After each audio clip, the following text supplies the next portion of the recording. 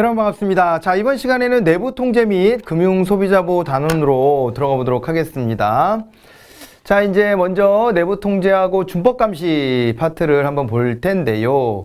조직 내부에서 자체적으로 마련하여 이사회, 경영진 및 직원 등 조직의 모든 구성원들이 지속적으로 실행 준수하도록 하는 일련의 통제 과정을 우리가 뭐 내부에 있는 구성원들을 전부 다 통제하자 이렇게 가는 거잖아요. 예, 그래서 이것을 우리가 이제 내부 통제다라고 이야기하는 것입니다. 자, 그리고 내부 통제에 세 가지 목적이 있는데 이거 이제 뭐 이렇게 그냥 명시되어 있죠, 그냥. 예, 그래서 이것은 운영, 보고, 그리고 또 하나가 준법이에요. 운영, 보고, 준법의 목적을 가지고 있다. 이렇게 보시면 되겠고, 법령, 기업윤리, 사내규범 등의 법규범을 철저히 준수해 사업 운영을 완전하게 하기 위한 것이고, 법규범 위반을 조직적으로 사전에 감시하는 거, 방지하는 거, 이런 것들을 갖다 우리가 준법 감시라고 이렇게 보시면 됩니다. 법 어기지 않도록 사전에 미리 감시하는 것이다 라고 보시면 돼요.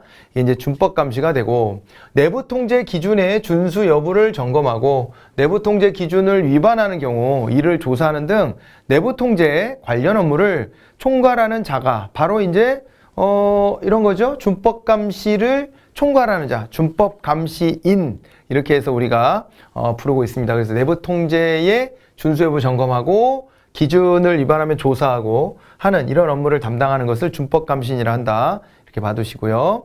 자, 초성 퀴즈로 넘어갑니다. 아무리 잘 설계되고 운영되는 내부 통제라도 회사의 목표를 달성하는 것을 100% 보장할 수 없다라고 했습니다. 그래서 요게 이제 합리적 확신이라는 개념이 나오는 이유가 왜 그러냐면, 아무리 잘 설계가 되고 운영되는 내부 통제를 할지라도 회사의 목표를 달성하는 게 100% 보장될 수 없기 때문에, 그렇기 때문에 이 개런티가 안 되기 때문에, 그렇기 때문에 이 합리적 확신을 갖기 위해서 우리가 내부 통제하고 준법 감시는 두고 준법 감시 활동 열심히 하고 이런 거가 필요하다, 이런 논리 구조입니다. 네. 그래서 합리적 확신이라는 저 표현도 하나 봐두시고요. 내부 통제 구성 요소에는 통제 환경, 그리고 이제 그러니까 내부 통제를 할 때 통제 환경, 이 환경들을 좀 봐야 되고 리스크를 평가해야 됩니다. 그리고 실제 통제 활동을 해야 되고 정보와 의사소통, 모니터링 같은 것들이 같이 들어와 줘야 된다. 이렇게 보시면 되겠습니다. 일반적인 내부 통제 수단은 이제 뭐에 적절한 배분 및 제한, 회사 자산 및 각종 기록의 접근 제한, 직무 분리 및 직무 순환, 정기적인 점검 및 테스트, 불시 점검 및 테스트 등이 있다라고 했는데, 일반적인 내부 통제 수단에 지금 보니까요, 어떤 게 있냐면은 이렇게 권한을 적절하게 쪼개줘야 돼요. 권한이 한 군데 몰리면 그게 이제 권한이 독점되면 그게 독재적 양상으로 가요. 기업은 대체로 좀 이렇게, 그죠? 오너십을 가지고 일방적으로 지시 명령하는 경우들이 많아요. 그렇게 되는데, 그런 일방적 지시 명령을 하게 됐을 때, 그럴 때 어떻게 될까요? 그럴 때 이제 일방적 지시 명령을 하게 되면, 그러면은 아무래도 뭔가 통제가 잘 안 되고 뭔가 좀 실수하는 것들, 뭔가 좀 기준에 위배되는 것들, 이런 것들이 그냥 아무도 뭐라고 지적하지 못한 채 그냥 하고 지나가 버릴 수 있단 말이에요. 그렇기 때문에 권한을 좀 적절하게 구성원들한테 쪼개주는 게 바람직하다, 이렇게 보고 있는 거죠. 그래서 권한의 적절한 배분 및 제한, 회사 자산 및 각종 기록의 접근 제한, 직무 분리 및 직무 순환, 정기적인 점검 및 테스트, 불시 점검 및 테스트, 이런 것들을 동원해서 내부 통제를 해야 한다, 이렇게 되어 있습니다. 이제 제가 권한의 적절한 배분에다가 초성을 만들어 놨지만, 나머지 어디에다가 뭐 이렇게 빈칸을 만들어 놓더라도 확인할 수 있을 정도까지는 익숙하게 만들어 놓으시면 좋겠습니다. 내부 통제 기준에는 업무의 분장 및 조직 구조, 임직원이 업무 수행 시에 준수해야 되는 절차, 그 다음에 이해 상충을 관리하는 방법, 이렇게 보시면 되겠죠. 요 방법 및 절차, 내부 통제 기준의 제정 또는 변경 절차 등이 포함되어야 한다 그랬습니다. 그래서 내부 통제 기준에 업무 분장 및 조직 구조, 임직원이 업무 수행 시 준수해야 되는 절차와 이해 상충을 관리하는 방법 및 절차, 내부 통제 기준의 제정 또는 변경 절차, 이런 것들이 다 포함돼야 된다. 이렇게 봐두시고, 그 다음에요, 내부 통제 기준에 뭐뭐 들어가는지도 잘 한번 보시면 좋겠고요. 개인의 어떤 이익, 이 조직 구성원의 개별 이익과 조직의 이익이 충돌하지 않도록 해야 된다. 뭐 이런 얘기입니다. 우정사업본부는 직제 등에 따라서 이 준법감시 담당관을 또 이제 두고 있죠. 이 준법감시 담당관이 준법감시인으로 지정되어 있습니다. 자, 챕터 2로 가보겠습니다. 금융실명거래 원칙 및 방법입니다. 금융거래 정상화를 통해 경제정의를 실현하고 국민경제의 건전한 발전을 도모할 목적으로 실지 명의에 의한 금융거래를 실시하고 그 비밀을 보장한다 그랬습니다. 실지 명의에 의해서 금융거래를 하고 그 비밀도 보장한다 이렇게 되어 있어요. 자, 요거를 갖다가 우리가 이제 금융실명제도라고 이야기하는 것이죠. 금융실명제로 실명을 깠으니까 그러니까 이 사람이 어디에 어느 정도의 돈을 보유하고 있고 그 다음에 이걸 어떻게 운용하고 있는지 이런 것들에 대해서 비밀을 또 지켜줘야 되는 거예요. 그죠? 예. 이런 비밀도 안 지켜주면 누가 내 실명을 까는 것을 좋아라 하겠습니까? 네, 이렇게 봐두시고 고객의 성명과 주민등록번호의 확인뿐만 아니라 실명 확인 증표에 첨부된 사진 등에 의하여 명의인 본인 여부를 확인하는 것을 무엇이라고 하는가라고 했는데 자, 이것을 우리가 실명 확인이라고 이렇게 보시면 되겠습니다. 거래자 본인 여부를 확인할 때 온라인 채널 등 대면 이외의 방식으로 실명을 확인하는 것 그랬으니까 이거는 비대면을 하고 실명 확인을 하는 거죠. 비대면 실명 확인 이렇게 보시면 되겠습니다. 초성 퀴즈입니다. 실명이란 주민등록표상의 성명. 주민등록표는요. 주민으로 그 지역에 등록해놨다 이런 거고 주민등록표상에 성명이 들어가 있고요. 주민등록번호 들어가 있고요. 그리고 또 자기 얼굴도 사진이 딱 들어가 있고 그렇지 않겠습니까? 그죠? 그렇게 보시면 되고 그 다음에 이건 개인이고요. 여기는 이제 개인인 경우고 그 다음에 이건 이제 단체, 법인 같은 데 있잖아요. 단체, 법인 같은 경우에는 사업자 등록증에 기재된 법인명 그리고 이제 등록번호 이런 것들을 실명으로 취급한다 이렇게 보시면 되겠습니다. 개인의 경우 주민등록뿐만 아니라 요거 이제 어떻게 되냐면 무슨 증이요? 주민등록증만 실명 확인 증표가 되는 것은 아닙니다. 대표적으로 우리 주민등록증 없을 때 많이 쓰는 게 바로 운전면허증이잖아요. 운전면허증. 그래서 주민등록증뿐만 아니라 운전면허증, 여권, 청소년증, 경로우대증, 노인복지카드, 장애인복지카드, 학생증 등도 실명 확인 증표로 활용이 가능하다. 이렇게 보시면 되겠습니다.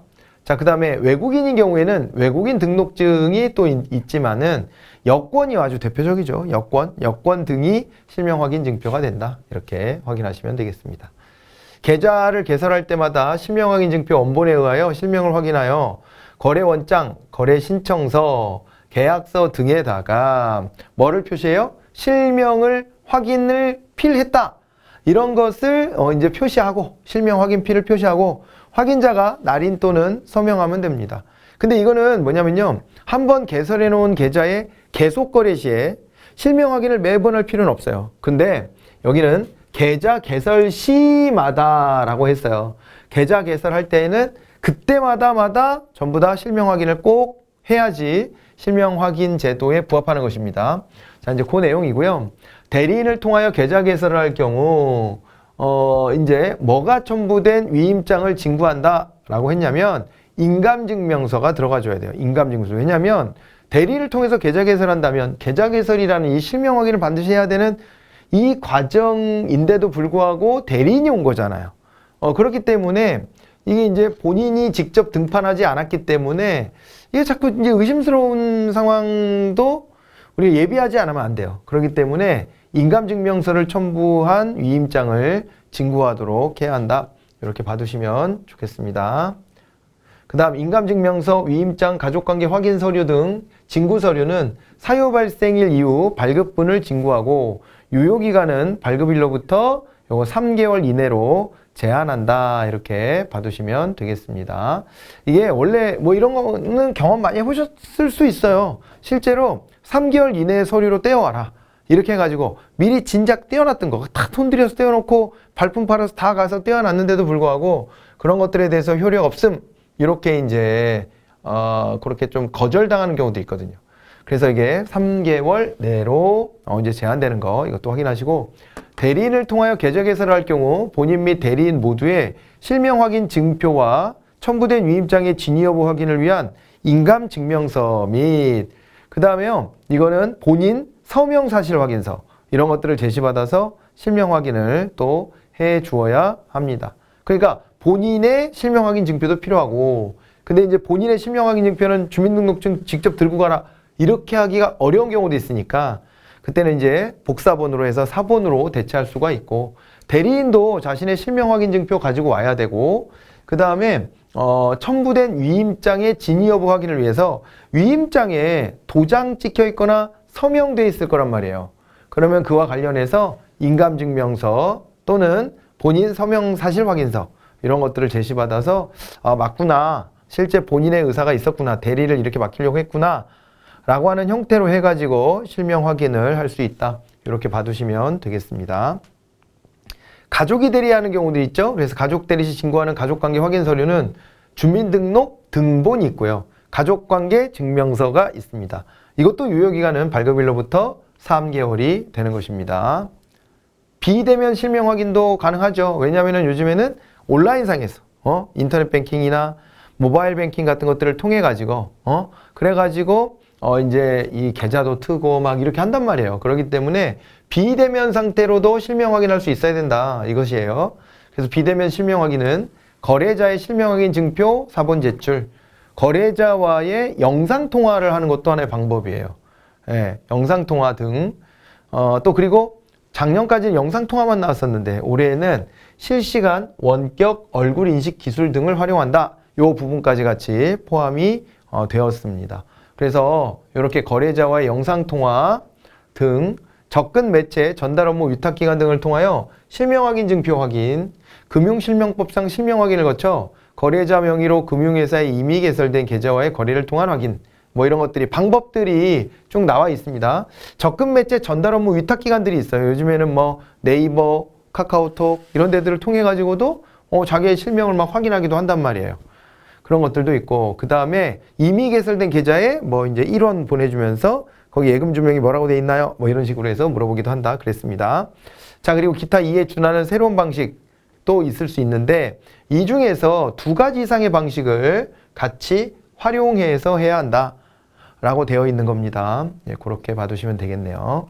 자 그리고 금융거래 중 실명이 확인된 계좌에 의한 계속거래, 각종 공과금 등의 수납 그리고 땡땡땡 만원 이하의 원화 송금 또는 그에 상당하는 외국 통화의 매입 매각 또 보험 공제거래와 여신거래 시에는 실명 확인의 생략이 가능하다 이렇게 돼 있는데 이거는 이제 100만 원이었죠. 100만 원 이하의 원화 송금 예, 또는 그에 상당하는 외국 통화의 매입 매각 이런 것들은 또 이제 금융실명 제도에서 예외가 된다 이렇게 보시면 됩니다. 이거 맨 위에 거는 아까 말씀드렸어요. 예, 그래서 한번 실명이 확인된 계좌가 있고 실명 확인된 계좌에 의한 계속거래, 그죠?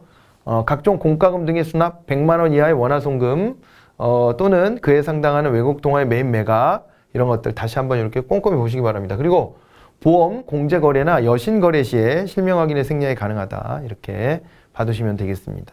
근데 가능하다라 그래서 항상 저때 생략을 하냐? 그렇지 않을 수 있어요. 그런 점들을 항상 떠올려 보셔야 돼요. 나 이상하다? 보험 거래할 때 저 보험 공제 거래할 때 혹은 여신 거래할 때 그때 실명 확인 다 한 것 같은데 이거 왜 생략이 가능하다고 돼 있지? 이렇게 의심이 되면은 가능하다라고 되어 있지 생략을 해라라고 되어 있는 건 아니에요. 보다 더 확실하게는 실명 확인을 다 해주는 것이 바람직하잖아요. 그죠? 이제 그렇게 해서 접근을 하시면 되겠습니다. 이렇게 해가지고 이번 시간에 준비한 내용은 마무리를 짓고 이 단원의 후반부는 또 다음 시간에 이어가 보도록 하겠습니다. 수고 많으셨습니다.